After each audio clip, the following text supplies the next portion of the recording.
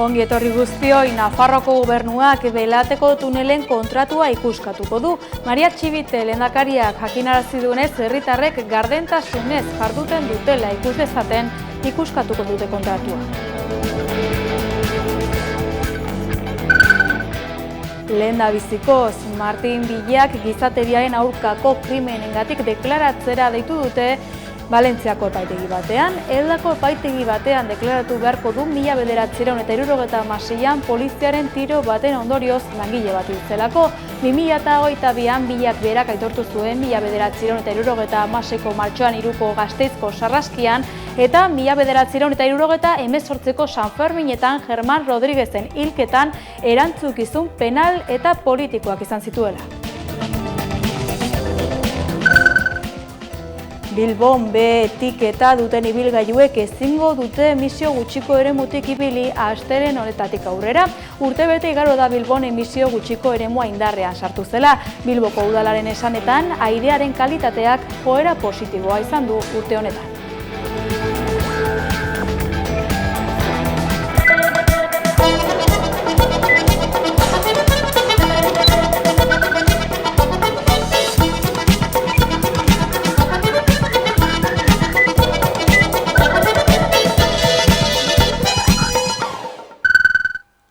Laura Aznal, Nafarroako Parlamentuko Bilduko bozeramailea izan da aktualitate solasaldian. Pasaden ostiralean, Ilak 13 Iruñean eginiko elkarrezketan tortura, euskara, etxebizitza edota industriaren inguruan mintzatu da Aznal, besteak beste.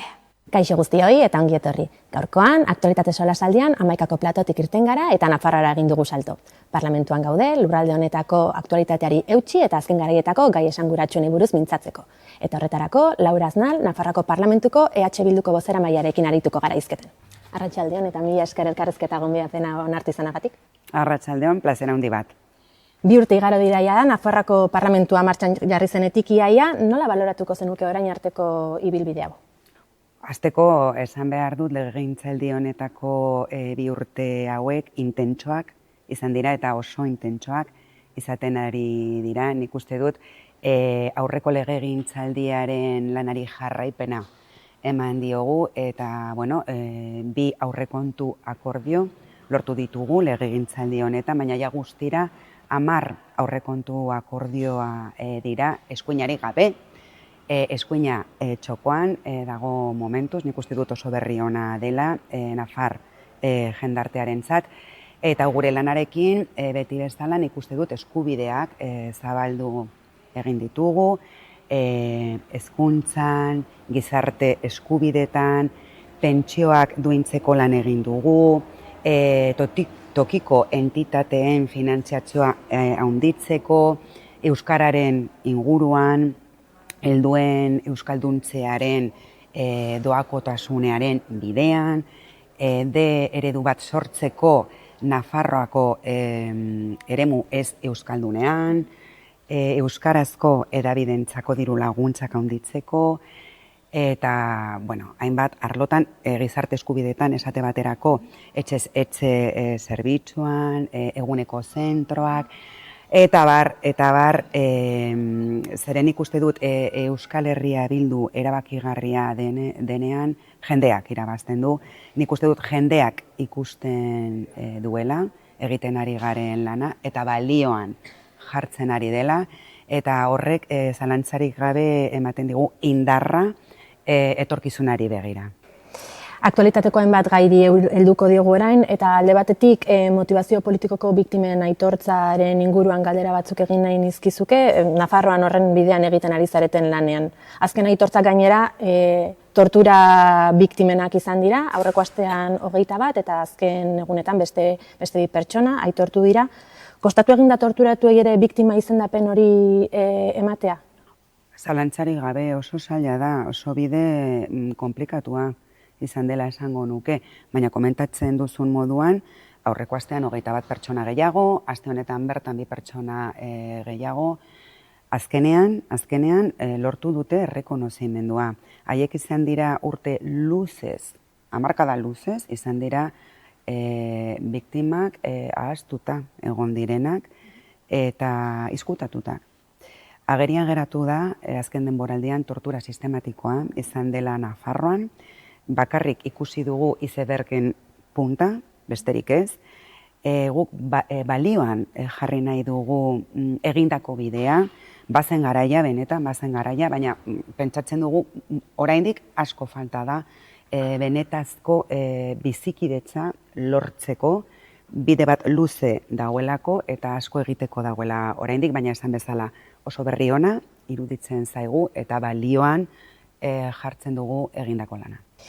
Gizarte aldarrikapen eta protestei erreparatuko diogu orain, azken garaietako auzi esanguratsuenetako bati buruz galdetu nahi nizuke, aroztegiaren inguruan gertatu denari buruz, maiatzaren 19-23 bitarte, epaiketa batzuk izan dira, baztango 7 bizilagun epaitu dituzte, eta horren inguruko zure iritzia jakin nahi nuke, adierazpen askatasuna urratzen dute halako epaiek, edo nola ikus genezake halako egoera bat? Hasteko esatea Euskal Herria Bildu saiatzen da beti kaleko aldarrikapenak instituzioetara ekartzea. Egin dugu osasungintzaren arloan, egiten dugu pentsionen arloan, eta Arostegian gertatu zena 2015 urtean UPNren eskutik sortu zen makroproiektu hori. Uste dut zirela 288 etxe bizitza, luxuzko hotel bat, Lekarozko herriak eta Baztango herriak argi utzi zuten ez zutela nahi haien borondatearen kontrako proiektu bat zela, ez da herrien borondatea errespetatu, eta gainera komentatzen duzuna orain, antolatutako talde kriminal bat izatea leporatzea, 3 urteko espetxe zigorrak, 55.000 euroko isuna jartzea, guztiz desproporzionatuta da. Hasteko gure elkartasun osoa, egunero, egon gara hor haiekin, eta, absoluzioa besterik ez, irudikatzen dugu irtenbide bezala, zeren herri mugimendua, herri protesta ezin da kriminalizatu.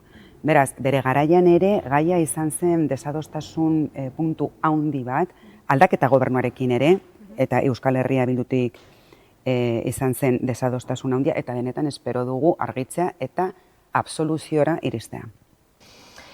Euskarari dagokionez bestalde, alor ezberdinetan duen espazioari buruz galdera batzuk, alde batetik lanpostu publikoetarako hizkuntza eskakizunei dagokiena. Nafarroako gobernuak hainbat profil elebidun berri plazaratu ditu, 258 izan ziren maiatza hasieran, baina beti ere zonifikazioaren araberakoak eta askorentzat ez dira nahikoa eta oso epe luzera inplantatuko direnak. Zein iritzi duzu prozesu guzti horren inguruan? Asko luzatzen dela iruditzen zaizu? Asko luzatzen da, oso zaila da guretzat, Euskal Herria Bildurentzat zaila da Euskararen inguruan aurrera pausoak lortzea gobernutik. Oso argi daude gobernuarekin dauzkagun desadostasunak. Hizkuntz politikak dira bat. Fiskalitatea da beste bat, azpiegitura handiak beste bat, baina Euskararen arloan zaila da, PSN mugitzea, eta, esan behar dut, alata guztiz ere mugimenduak egon dira motelak, ez direla batere nahikoak, Euskal Herria Bildu beti defendatuko du zonifikazioa gainditu behar dugula, baina benetan zaila dela eta horretarako kaleko indarra bai behar dugu. Parlamentu honetan dauden gehiengoak ezagunak dira, eta kalea oso beharrezkoa, baina ni baikorra naiz. Eta benetan espero dut aurrera pauso handiago egotea, zeren gure hizkuntza da eta merezi du beste toki batean egotea Nafarroan, eta esan bezala eskubideak ezin dira zonifikatu eta euskaraz ere ez. Aurrera pausoak txikiak eta kostatu egiten dira aipatu berri duzu, eta euskarak hezkuntzan bizi duen egoerari dagokionez agian aste honetan parlamentuan gertatu dena horren isla izan daiteke, ze mozio bat ez da aurrera atera, nun adibidez, besteak beste aldarrikatzen zen pai programa ingelesak hezkuntzan duen espazioa hor antolatzen duen lege horren, ebaluazio bat eskatzen zuen, eta zuek mozio horren alde bozkatu zenuten, baina adibidez PSNek aurkako bozka jaso zuen. Zein da gai honen inguruan argi pixka bat ematen baldin badiguzu gai honen inguruan? Hori da oso adibide ona jarri duzuna oraintxe bertan, gertatu zena mozioarekin esate baterako. Bai programa sortu zen euskarazko matrikulazioak murrizteko. Hori argi eta garbi esan behar dugu. Eta gainera, bere garaian, Barzinak berak esan zuen, kaltetzeko, euskara kaltetzeko sortu zen programa bat, baina ezke gainera porrot programa izan da. Eneka Maiz, gure lankideak oso ongi azaldu zuen. Porrota bikoitza, zeren ikaslek ez dute lortzen maila ingelesez ja, beste gaiak ulertzeko, beraz, ja, ingelesa maila ez da lortzen. Eta gero sakontzeko eta ulertzeko beste gaiak ezin da hizkuntz nola esaten da, behikularra izan. Eta ez dira gutxi izan, egon diren eskaerak bai programatik ateratzeko. Argi geratzen delako porrota dela, baina hala eta guztiz ere UPN eta PSN temati jarraitzen dute gaiarekin. Horregatik diot oso adibide ona da azaltzeko ze zaila den batzutan aurrera pausoak lortzea. Etxebizitza eta zaurgarritasuna uztartzen dituen kasu baten inguruan aste honetan gertatu berri denaren inguruan aipamen bat, pasa den astean ekainaren 11an etxegabetze bat gauzatu da Iruñean, aurreko astean hilaren 4an atzeratzea lortu zen etxegabetze hori Espainiako poliziak batean egin duena. Zein erantzukizun dute erakunde publikoek halako kasuetan badakitu dalak alokairu alternatiba bat eman ziola, baina adibidez kasu honetan ez du astirik izan gauzatzeko ere. Zer egin daiteke horrelako kasuetan? Bueno, erantzunkizuna da argia batzutan hartzen dira neurri paliatiboak, baina hori ez da irtenbidea. Irtenbidea da etxebizitzaren eskubidea bermatzea, jende guztiontzat. Eta nola bermatzen da hori, komentatu duguna etxebizitzan hartzen diren politikekin, eskubidea bermatu behar da, eta gero, claro, badaude kasuistika anitza, eta hiri handietan, agian zailago da gai batzuk konpontzea, baina hala ere guretzat, Euskal Herria Bildurentzat, lehentasunezkoa da. Ezin da kanporaketak egon, gaur egun, ezin dira etxe bizitzak hutsak egon, eta bitartean jende etxe bizitzari gabe. Beraz esan bezala jendearen kezkak, gure kezkak dira, eta esan bezala jendearen aldarrikapenak eta arazoak instituzioetara ekartzen saiatzen ari gara, eta lan egiten jarretuko dugu. Industriaren egoera ere, Nafarroan pilpilean dagoen kontu bat da, azken hilabeteotan hainbat lantegiren itxierak jakinarazi dituzte, izan Sunsundegi, izan orain BSH. Nola iritsi gara honelako egoera, industriaren egoera honetaraino? Egoera nahiko kezkagarria da, bai, nahiz eta askotan entzuten dugu, eta gainera egia da, makrodatuak onak direla termino orokorrean. Baina gero, badaukagu Sunsundegi, 300 piko langilekin zuzenki, gero hornitzailetan badaude gehiago, BSH-rekin gertatzen ari dena, nanok itxi du ere, guztira nik esango nuke 1000 langile baino gehiago, eta nahiz eta makrodatu horiek onak izan, gero errealitatea da zaila. Beraz, nik uste dut alde batetik deslokalizazioa da oso arazo handia, deslokalizazioaren gatik alde egin nahi du BSH, eta alde egingo du BSH, deslokalizazioaren gatik nano enpresak itxi du, eta gero neurriak hartzeko unean, batzutan egia da Euskal Herria Bildu bakarrik geratzen dela parlamentu honetan. Nik uste dut neurri ausartak hartu behar direla deslokalizazioaren kontra, eta ulertu behar dugu ere hiperglobalizazio honetan gero eta zailago izanen dela egoera enpresa batzuentzako. Beraz, beste negozio mota aztertu behar dugu, langileak birkualifikatu behar dugu, eta orain etorriko da parlamentu honetara industriaren legea, ikusiko dugu zein neurrian aukera bat izango den, edo zenolako ambizio maila etorriko den lege hori parlamentu honetara. Gure aldetik saiatuko gara lege hori aberasten eta proposamenak egiten hori ez errepikatzeko edo olako egoerak zailtzeko. Eta amaitzeko, etorkizunari balizko begirada bat egingo diogu, nola aurreikusten duzu ziklo politiko honen bigarren etapa, eta indarrez iritsiko da EH Bildu datorren ziklo politikoko hauteskunde sortara? Oso zaila da erantzutea, begira zer gertatzen ari den azken egunotan eta gainera dena mugitzen da hain azkar, oso zaila dela esatea zer gertatuko den azkeneko 2 urte hauetan. Baina gure aldetik, Euskal Herria Bilduren aldetik oso baikorran gara. Nik uste dut indartsuak gaude, komentatu dut hasieran uste dut kalean jendeak ikusten du egiten ari garen lana, beti jendearen eskutik lan egiten dugulako, eta berriro diot jendearen aldarrikapenak, jendearen arazoak, jendearen keskak instituzioetara ekartzen ditugu. Nik ikusten dut Euskal Herria Bildu esan bezala indartsua, baikorrak gara, eta lan egiteko gogoekin, uste dut bide zuzenean gaudela, eta baikorra gara.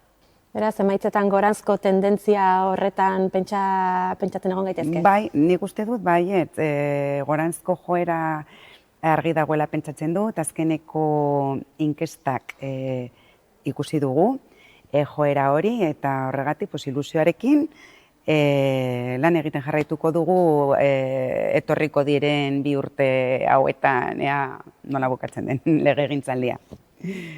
Gaurkoan jarraitu genezake gehiago izketa, baina gaurkoan hemen utziko dugu elkarrizketa. Laura Aznar, mila esker Amaikarekin hitz egiten esertzagat. Plazera handia, mila esker zueri. Eskerrik asko. Politika gaietan segitz, Eusko Jaurlaritzak Carlos Garaikoetxea eta lehenengo gobernu omendu ditu 45. urteurrenean. Diktadura frankistaren osteko hauteskundeen ondorengo lehen Eusko Jaurlaritza omentzeko ekitaldia egin dute Ajuria Enea Jauregian. Garaikoetxeak 1985an utzi zion lehendakari izateari, EAJ utzi eta Eusko Alkartasuna sortu zuenean. Omenaldia eta errekonozimendua egiteko ekitaldia egungo lehendakariak antolatu du, eta Inigo Urkullu eta Juan Josi Ibarretxe ere bertan izan dira gainerako agintari eta ordezkari politiko nagusiekin batera. Imanol Pradales, Eusko Jaurlaritzako lehendakariak une historikoa izan zela gogoratu, eta orduan egindako lana goraipatu eta eskertu du. Zuei zor dizkiezugu gaur ditugun erakunde eta egitura sendoak. Zuei zor dizuegu gure ongizatea eta zuei zor dizuegu etorkizun berriaren aukera. Asmatu egin zenuten ezina ekinez egina. Carlos Garaikoetxeak berriz bere eskerron adierazi dio Pradalesi, eta adierazi du iraganari eskerronez begiratzeko, elkarrekin eraikitakoa ospatzeko eta erronkaz betetako etorkizunari ilusio saltzeko unea dela.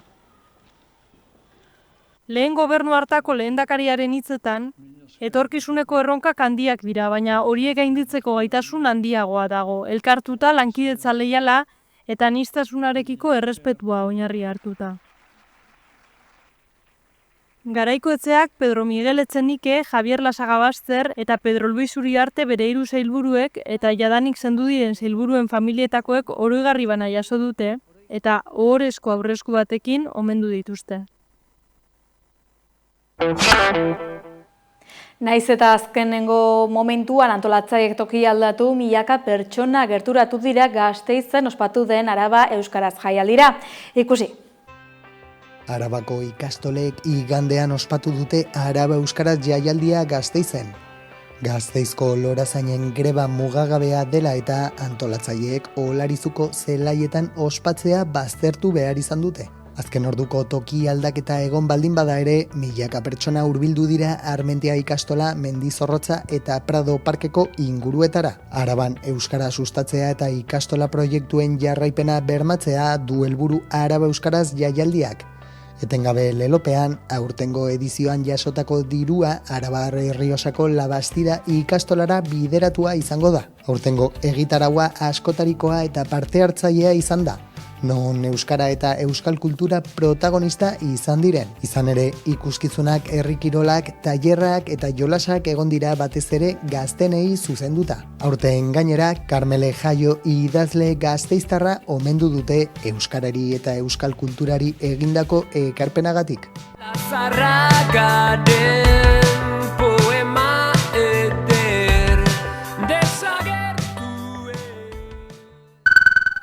Jaigiroan jarraitu Iruñean, Herri Sanferminak plataformak aurtengo egitarau alternatiboa aurkeztu du.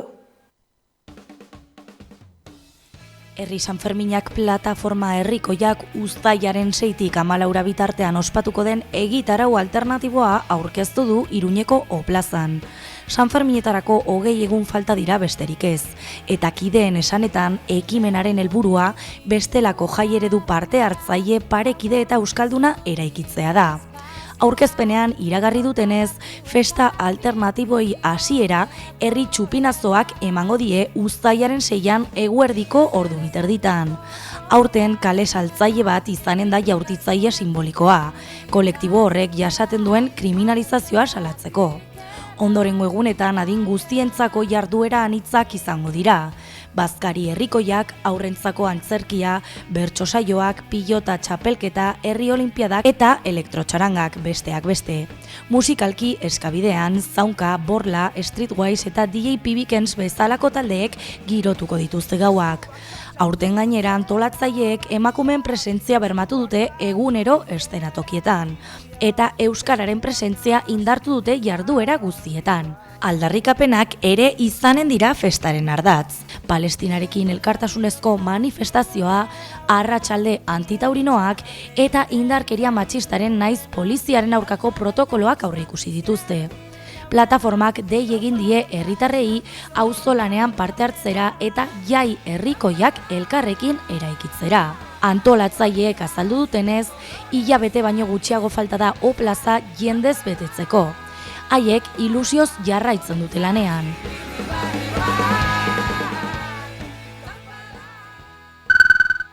Turistifikazioaren aurka mobilizatu dira Gipuzkoako hiriburuan, beste hiri eredu bat eskatu dute bertan bizi ahal izateko. Donostiako desaskunde turistikoaren aldeko bizilagunekin plataformak deituta, 10 herritar manifestatu dira Donostian igande eguerdian, turistifikazioaren aurka, bertan bizi nahi dugu stop turistifikazioa lelopean.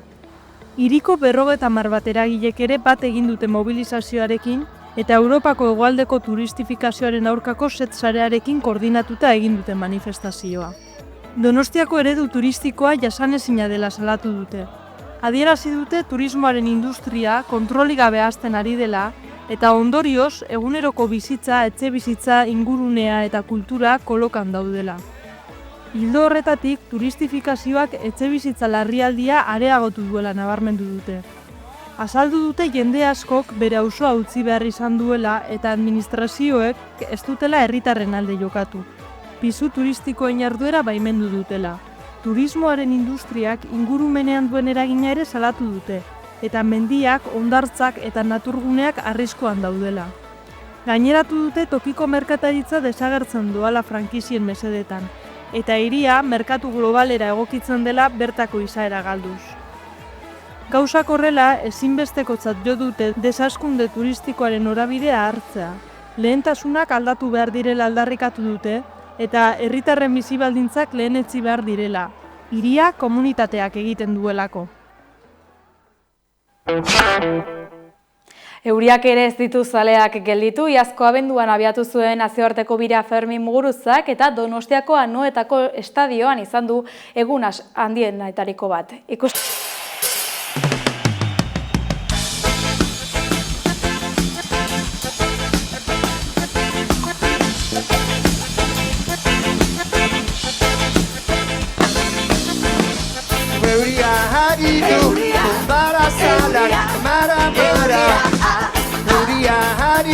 embarazada. It is raining, the polishes. It is raining, the polishes.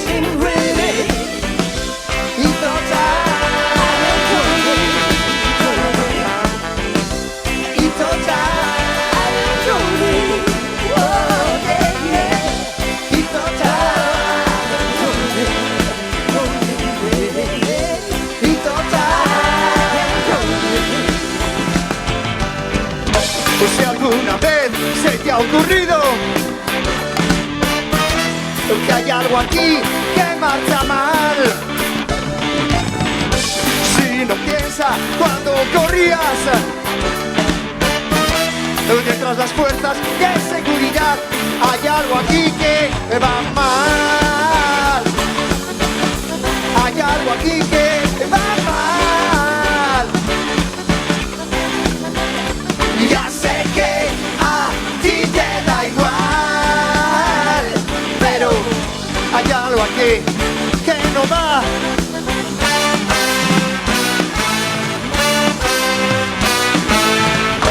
Tu imagen ya a nadie asusta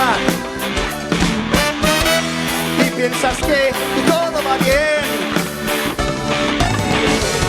Samba policía va a ser guztietan Colombian, they're watching the police. Colombian, they're watching the police. Zenbat polizia va a ser guztietan Colombian, they're watching the police. Policeman, what's up your head? Colombian, they're watching the police. They're watching the police. They're watching the police.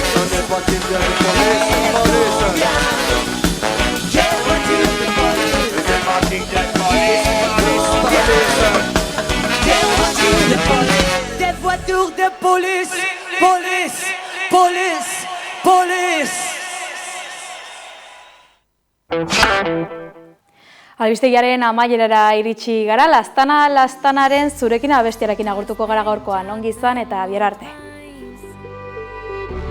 Maitia, begiratzen ez duzun bakoitzean, zure eta begiak, zure eskua nirean, galdu dut bizitza, eta gorde nuen zuretzat, kantaskotan zure izena, ezabatu behar, ondartzan indako dorreta gazteluan,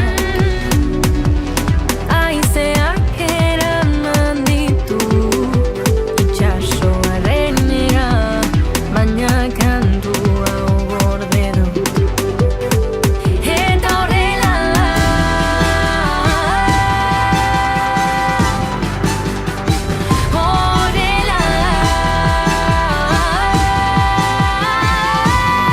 zuretzat maite zaitu da.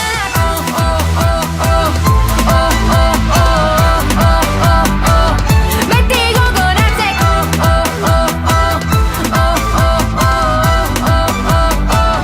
nitaz ez ahazteko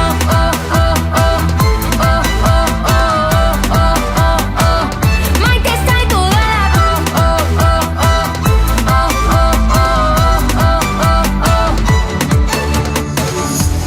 Gauetan izar guzti